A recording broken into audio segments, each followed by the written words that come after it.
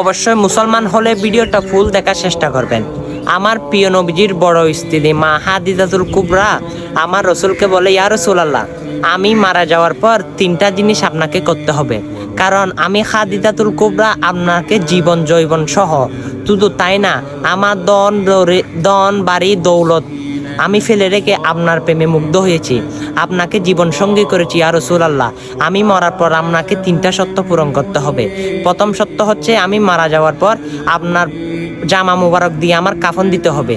দ্বিতীয়ত হচ্ছে আমি মারা যাওয়ার পর আমার যে কবরটা কোরানো হবে সে কবরে আপনি রসুল শুইতে হবে।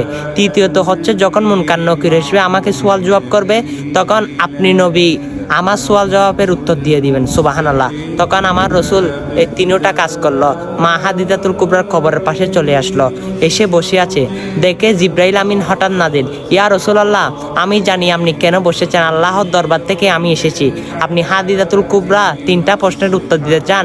ইয়া রাসূলুল্লাহ, আপনার হাদিজাতুল কুবরার আপনার জীবন সঙ্গীর 3টা প্রশ্নের জবাব স্বয়ং আল্লাহ রাব্বুল আলামিন দিয়ে দিয়েছেন। সুবহানাল্লাহ, সুবহানাল্লাহ। অবশ্যই এই কাহিনীগুলো আপনাদেরকে যদি পাঠাতে বলি আপনারা নানান বাহানা খুঁজেন। আরে ভাই, দুনিয়ায় থাকাই যা করেন সব কিছুর জন্য কঠিন হাসরের দিনের জন্য যথেষ্ট হবে। অবশ্যই যদি সেটা মানেন, অবশ্যই এই সুন্দর বার্তাটা সকল মানুষের কাছে বেশি বেশি পৌঁছে দিবেন। আমিন।